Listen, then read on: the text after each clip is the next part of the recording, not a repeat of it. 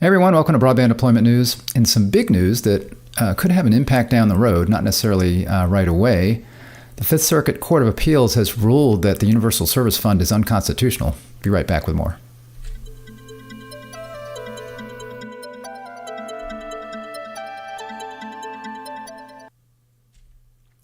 Thanks for joining me. Rick Husey here with Broadband Deployment News. So I want to take a look at this. This is, like I say, it's big news right now, although this is the Fifth Circuit Court of Appeals, so this is certainly going to be appealed again and will likely go to the Supreme Court because there's been some different opinions or differences of opinion between the various federal courts. So we'll take a look at that.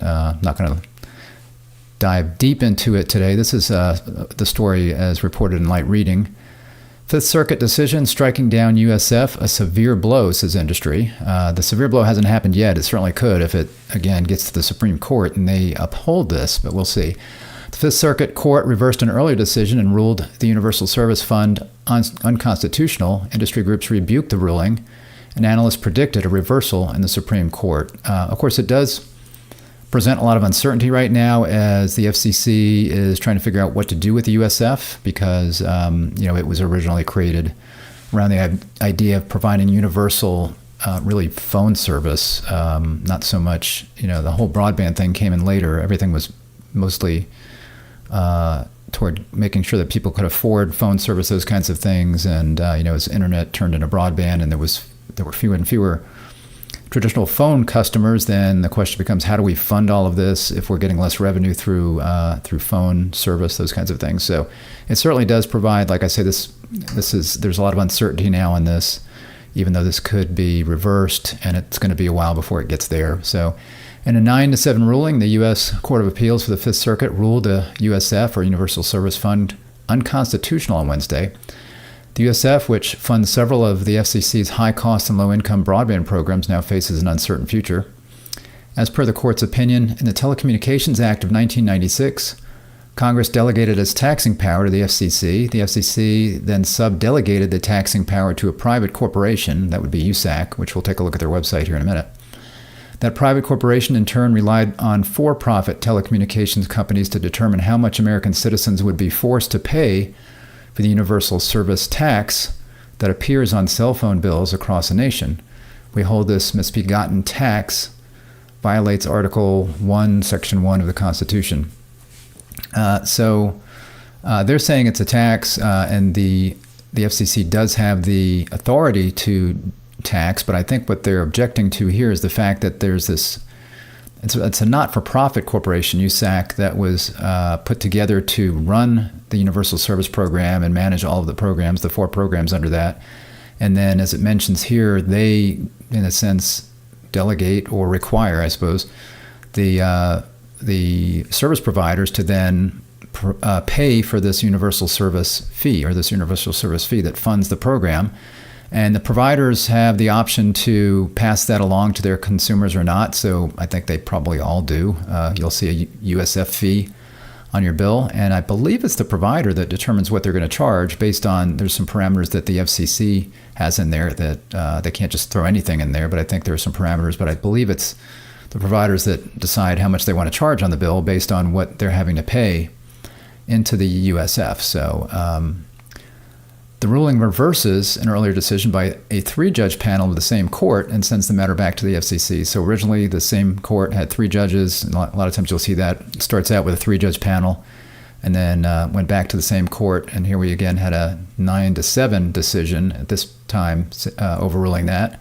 Both the 6th and 11th courts previously upheld the legality of the USF. I don't know if that was a 3-panel or further on those courts, but they upheld it. The USF has been enduring court challenges brought by conservative group Consumers Research. So they are the primary one that you see here, as we'll look at at who brought this case. In a note for New Street Research, policy analyst and former FCC official Blair Levin explained that Wednesday's decision means the case is likely to head to the Supreme Court. And again, you look at the discrepancies there on how the other courts ruled. The Fifth Circuit does not vacate the FCC order, instead remanding the proceeding to the FCC for further proceedings. Thus, we think the status quo will stay in effect until the Supreme Court rules. which could be by June 2025. So we're looking here at, that's generally in June is generally when the Supreme Court does a lot of their rulings. So we're looking probably next year this time. At that point, Levin expects the Supreme Court, which has overturned other decisions from the Fifth Circuit, to do the same here. Now, I guess they're saying that the Fifth Circuit Court has not had a good record as far as when cases go to the Supreme Court. But of course, the Supreme Court now is leaning more conservative, but that doesn't necessarily mean that they would agree with this conservative group that's saying that the Universal Service Fund is unconstitutional. So we'll have to see what goes on there. You can't count on that, because the Supreme Court judges are going to be doing what certainly the conservative judges are going to try to do what they're there to do, which is to determine if a law is constitutional and to base that on the Constitution. So how they read that, we'll have to see. However, Levin added, if we are wrong about what the Supreme Court will do and the Fifth Circuit decision stands, it will severely complicate Congress's effort at reform. As the court based its decision on constitutional grounds, it narrows the options beyond what the current working groups are discussing and will make it difficult to create a system that could adjust to changes in the market. Reactions from various people, as you can imagine, most people, you're going to find that operators are going to like the USF just like they like the ACP, the Affordable Connectivity Program, because it brings business to them. In the case of USF, it helps reduce their costs in these high-cost areas, and it helps them provide funding or funds to be able to provide services to certain areas, high-cost areas, libraries, those kinds of things, the Lifeline Program. So they like it. Obviously, consumers like it. Politicians like it because it's money that's going to their constituents. So generally, something like this or the Affordable Connectivity Program, a lot of people like it because it's government money that's going to pay. Now, it's all coming out of taxes. So that's the consumers' research or whatever it is, people. That's what they're looking at, is the consumers having to pay for this. Those that have broadband are having to pay for this because of that charge, that USF fee on their bill. And those people that are paying that are not getting the benefit of it, just like the ACP, I guess. If they were to put that ACP charge on a broadband bill, broadband consumers would be paying for that for other people that can't afford broadband. That's one way to do it. The other way is to have taxes pay for it, which the original ACP was a temporarily funded program through taxpayer dollars. So there's always somebody that's going to be paying for something. There's no free lunches, they say. So that's the other side of things. In a statement following the decision, FCC Chairwoman Jessica Rosenworcel said, "This decision is misguided and wrong. It upends decades of bipartisan support for FCC programs that help communications reach the most rural and least connected households in our country, as well as hospitals, schools, and libraries nationwide. The opinion reflects a lack of understanding of the statutory scheme that helped create the world's best and most far-reaching communications network. We will pursue all available avenues for review," which, again, that would be appealing up to the Supreme Court.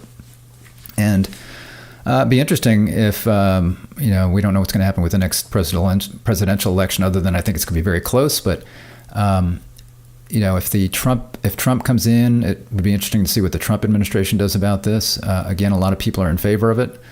I saw something recently that J.D. Vance was in favor of the Affordable Connectivity Program. So, it'd be interesting to see if there are any changes in wanting to appeal this if Trump wins and his administration comes in and takes over the FCC. Industry groups were also swift to weigh in on the matter. In a joint statement, the Competitive Carriers Association, the NTCA, that's the Rural Broadband Association, and U.S. Telecom said, "The Universal Service Fund has been and continues to be a critical tool to narrow the digital divide and help address connectivity gaps. The court's decision today deals a severe blow to these efforts and could put at risk the availability and affordability of essential communication services for millions of rural Americans, low-income consumers, and community anchor institutions. We steadfastly believe that the Universal Service Fund is constitutional and will continue to fight for universal connectivity. The decision on USF comes at a particularly difficult time for broadband subsidies. The USF itself is in need of contribution reform, as I mentioned, which rests with Congress. And the ACP, which was subsidizing broadband for 23 million households, ran out of funding in June. And again, that program was funded by the infrastructure. I think that was the Infrastructure Investment and Jobs Act, or was that ARPA? Can't recall. I think it was that was the Infrastructure Act. if I remember.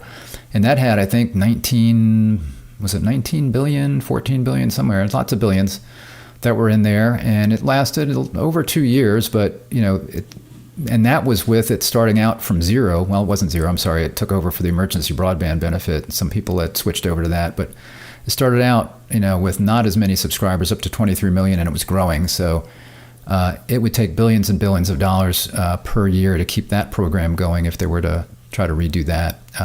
In a statement regarding the Fifth Circuit's decision, Gigi Sohn, spokesperson for the Affordable Broadband Campaign, who has also been advocating for the FCC to revive the ACP through the USF, called the ruling outrageous, adding that will have catastrophic consequences for low-income Americans. So I was thinking the same as she was here. She was looking to maybe use the USF to be able to provide the kinds of subsidies and assistance that the ACP was providing, but again, making that something that would appear on a consumer's bill that could afford broadband that would then help pay for those who can't. But the problem we have with the ACP is the number of people that qualified for it. It was like 4 or more, over 4 out of 10 households could receive the ACP if they wanted to. So that 23 million, if I remember, could have doubled possibly, and those people would be able to get that. So then you've got almost half the country paying for broadband for the other half. So if they're going to revive the ACP or do something with the USF,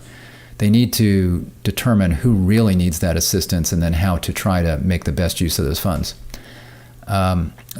This, coupled with the lapse in funding for the ACP, is a slap in the face to low-income families, rural America, schools, and libraries that rely on USF-funded programs to get online. The digital divide in this country will grow from a valley to a gorge, leaving untold Americans excluded from modern life, from telemedicine, work, opportunities, homework, online learning, and community, said Sohn. She added, "It's a disgrace that this country seems incapable of providing affordable broadband to all. We look forward to the U.S. Supreme Court overturning this decision and urge the Congressional USF Working Group to act quickly to solve this." So, good story there from Nicole Ferraro in Light Reading.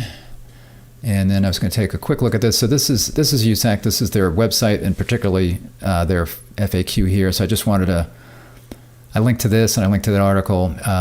So you can see here, what are the Universal Service Fund programs, in case you're wondering about that. So you've got the E-rate program that provides support to eligible schools and libraries that qualify for reduced rates for telecommunications services, internet access, internal connections, and the basic maintenance of internal connections. In 2022, the program provided over $2.8 billion in support. Then you've got the high cost program that provides support to eligible telecommunications companies that in turn offer services to consumers in hard to serve rural areas at rates that are comparable to those available in urban areas. In 2022, the program provided over $4.2 billion in support. So this, unlike, let's say, the BEAD program that is out there to try to help service providers build out the infrastructure, if you've got an area that's maybe only DSL, that's all that they're getting, and it's just too expensive for a for-profit company to come in, say, to be able to build out there and then be able to receive a profit, or certainly at a reasonable rate. Then what the high-cost program does is it's about managing those networks and maintaining those networks, because it's a lot more expensive to maintain a network in a rural area than it is in an urban area, a densely populated area, because you've got obviously fewer customers to serve, for one thing. So you have fewer customers that will be paying you something, and then they're further apart. So you've got many more miles that you have to drive to reach customers, to maintain the plant. If you've got a fiber cut, you got to drive further. If you've got a customer that's got a problem and you need to roll a truck, you got to go a lot further. It's just a lot more expensive to both serve the customers and to maintain the facilities. You've got the Lifeline Program that provides support to telecommunications companies that in turn offer discounts on telecommunications services to eligible consumers. In 2022, the program provided $609 million in support, so that's closer to the ACP there. And then you've got the Rural Health Care Program provides support to eligible rural health care providers that qualify for reduced rates for telecom services and broadband access. This allows these healthcare providers to pay rates for telecommunications services similar to those of their urban counterparts, making telehealth services affordable in rural areas. In 2022, the program provided over $496 million in support. So again, this is all focused in these, USF all focused in these rural areas where It's more expensive to be able to provide the service to consumers. So if you can provide assistance for the operators to be able to, reduce what they have to charge, or provide assistance to the consumers directly so that they can get a subsidy to get services a little less expensive. That's the idea, is to try to balance out what you've got in rural areas with what you would have in more populated areas. So, and then there's a link in the article, the light reading article, to this right here. This is the decision, and just in case you wanted to read through that, it's only a little over 100 pages if you wanted to check that out. And of course, you see here who the judges are. I'm sorry, that's not the judges. This is who brought it to. So this is Consumers Research that was mentioned, and then you've got these other, you got Cause-Based Commerce Incorporated, and then you've got some other names here that are the petitioners versus the FCC. Then you've got your judges, and so you can read the majority opinion here as well as the concurring opinions and dissenting opinions if you want to go through that document. So again, this is something that is not, it's going to have an impact right now as they try to look at USF reform and what they can do there. They may want to be looking at, what can we do if the Supreme Court upholds this ruling, or what's possible if they overturn the ruling. So they may want to have two paths there. Here's, as they're looking at reform, here's what we could do if the Supreme Court overrules this and things will stay as they are today, or if they do uphold the ruling, then how can we work in that new framework that we're going to have to implement this in? So that's what I would be doing right now if I were doing USF reform, is trying to figure out both ways, both pathways, and what the best options are there.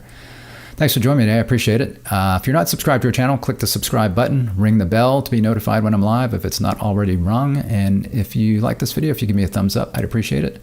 I'll see you next time for Broadband Deployment News. Take care.